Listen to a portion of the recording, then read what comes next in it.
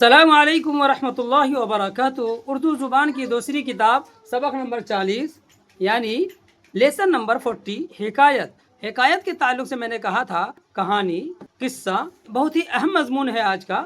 باز اور مرغے کے تعلق سے باز یہ اپنی وفاداری کو مرغے کے سامنے رکھ رہا ہے اور ساتھ ہی مرغے کے اوپر یہ طنز کس رہا ہے کہ تم کتنا بے وفا ہو کہ تمہیں انسان اتنی عزت سے رکھتا ہے، تمہارے لیے گھر بناتا ہے اور پھر تمہیں کھانے کو دیتا ہے، اور جب مالک تمہیں شام کے وقت جب پکڑنے کو آتا ہے تو ادھر ادھر بھدکتا ہے، بھاگتا ہے۔ مالک بھی تھکتا ہے تمہاری وجہ سے اور تم بھی تھکتے ہو۔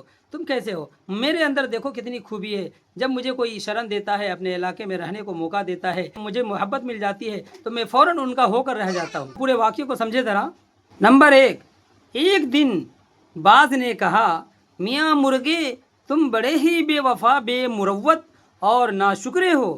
دیکھو آدمی کس محبت سے تم کو پالتے ہیں، دانا پانی کی خبر لیتے ہیں، پھر بھی تمہارا یہ حال ہے کہ مالک پکڑنا چاہتا ہے تو بھاگے بھاگے پھرتے ہو، خود بھی تھکتے ہو اور مالک کو بھی دک کرتے ہو۔ دک کہتے ہیں پریشان کرنے کو۔ دوسرا پیراگراف دیکھیں۔ نمبر 2، مجھ کو دیکھو، جنگل کا پکھیرو، پہاڑ کا پرند، ہوا پر اڑنے والا، مگر جہاں 2-4 دن رہا آدمیوں میں بس ان کی خو سے یعنی ان کی عادت، ان کے مزاج سے، ان کی خو سے واقف ہوا اور ان کا نمک کھایا، پھر تو ایسا مطیع کہتے ہیں کسی کا فرما بردار ہونا، کسی کی باتوں کو سننا، ماننا، اس پہ عمل کرنا، تو ایسا مطیع اور فرما بردار ہوتا ہوں کہ اشاروں پر کام کرتا ہوں۔ جب شکار پر چھوڑتے ہیں تو پنجے جھاڑ کر اس کے پیچھے پڑتا ہوں، کوسوں دور نکل جاتا ہوں، کوسوں دور یعنی زیادہ دور تک، کوسوں دور نکل جاتا ہوں، مگر اپنے آقا کو نہیں بھولتا۔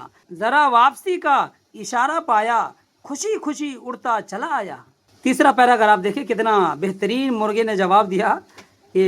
مرغے نے جواب دیا، میاں باز اس میں شک نہیں کہ تم بڑے شکاری ہو، بلند ہمت ہو، چست و چالاک ہو، لیکن بھائی قصور معاف، یعنی پہلے معذرت کر کے اس کے بعد وہ مرغے بہت عقل مندی کے ساتھ جواب دے رہا ہے، کہہ رہے قصور معاف، تم میں بات سمجھنے کی لیاقت ہے نہیں۔ اگر تم تھوڑا غور کرتے اور میری اور اپنی حالت کا فرق پہچانتے تو ہرگز بے وفائی اور کج ادائی کا طعنہ مجھ کو نہ دیتے۔ کج ادائی کہتے ہیں ٹیڑھی چال، بے رخی یا نامناسب رویہ۔ تو کیا کہہ رہے؟ اور اپنی حالت کا فرق پہچانتے تو ہرگز بے وفائی اور کج ادائی کا طعنہ مجھ کو نہ دیتے۔ اس لیے کہا جاتا ہے کہ کسی کے اوپر بھی ججمنٹ کرنا ظاہر کو دیکھ کر کے یہ غلط چیز ہے۔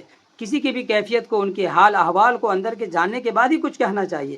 چوتھا پیراگراف دیکھیں، مرغے اپنے حال کو، احوال کو بیان کر رہا ہے باز کے سامنے۔ یہاں دیکھیں مرغے اپنی کیفیت کو بتا رہا ہے کہ میں کیوں بھاگتا ہوں مالک سے۔ نمبر 4، میں نے سینکڑوں مرغ حلال ہوتے اور سیخ پر بھونتے اپنی آنکھ سے دیکھے ہیں، مگر تم نے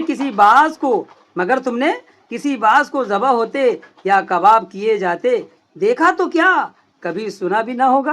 صورت میں اگر میں چوکنا رہوں اور مالک کی طرف سے میرے دل میں دکھڑ پکڑ ہو تو میں عقل مندوں کے نزدیک ملامت کے قابل نہیں ہوں، اور تم اپنے آقا پر اطمینان رکھو تو کچھ تعریف کے مستحق نہیں ہو۔ باز کو ذبح نہیں کیا جاتا، اسی لیے مرغا کہہ رہا ہے کہ اگر تم آقا پر اطمینان رکھتے ہو تو اس میں کوئی تعریف کے مستحق نہیں ہو، اور اگر بھاگتا ہوں مالک سے تو یہ بھی عقل مندوں کے نزدیک ملامت کے قابل نہیں ہوں میں۔